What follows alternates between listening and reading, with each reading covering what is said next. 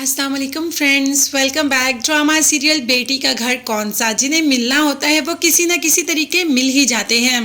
अब रज़ा और फिज़ा जो कि मिल ही गए, तो जी हाँ, किस्मत ने इनका नसीब लिखा ही हुआ था। जहाँ आरा की मर्जी है कि मेरी तीनों बेटों की शादी तीनों बेटियों के घर में हो, जहाँ पर एक की तीन बेटियाँ हों, क्योंकि मैं इतने ससुराल अफोर्ड नहीं कर सकती।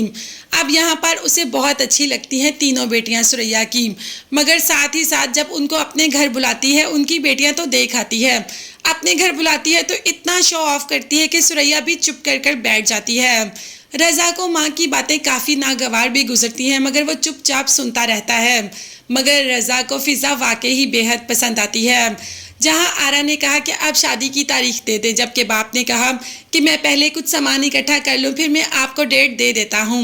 जिस पर जहां आरा ने कहा कि हमें किसी भी सामान की ज़रूरत नहीं, आपने मेरा घर तो देखा है, मेरे पास किसी चीज़ की कमी नहीं, और वैसे भी जो आप देंगे वो काट कबाड़ ही होगा।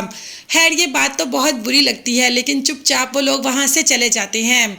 अब यहाँ पर जहाँ आरा का शौहर भी उसको कहता है कि तुमने बहुत बदतमीजी की, ऐसे नहीं कहना चाहिए था, वो इतने अच्छे और सोबर लोग थे, मगर तुमने उनकी बहुत बेइज्जती की। अब जहाँ आरा को अपना शौहर तो वैसे ही नहीं पसंद, और उसे कह दिया कि आपसे शादी करना मेरी सबसे बड़ी भूल थी। जिस पर आपस में दोनों की लड़ाई होती है और दोनों अलग-अलग कमरों में चले जाते हैं। खैर, फिज़ा को रज़ा अच्छा तो लगा, मगर अपने बाप से कह देती है कि अब्बू, ये सब कुछ जल्दबाजी में नहीं हो रहा, क्या हम कुछ ज़्यादा ही जल्दी नहीं कर रहे, क्या हमें कुछ देख लेना चाहिए।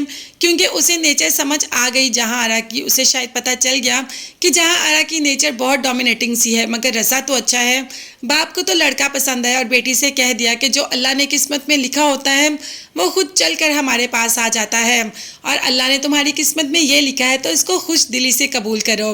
मगर खुश दिली से तो अली भी कबूल करने को तैयार है अलीज़े को, और अपने भाई से कह देता है कि मेरी शादी अलीज़े से होगी, क्योंकि तीनों बहनों में अलीज़े मेरे हिस्से में आती है, मगर मुझे उससे पहली नज़र में मोहब्बत होगी, तुम उसे जाके कहो कि मैं उससे मोहब्बत करता हूँ।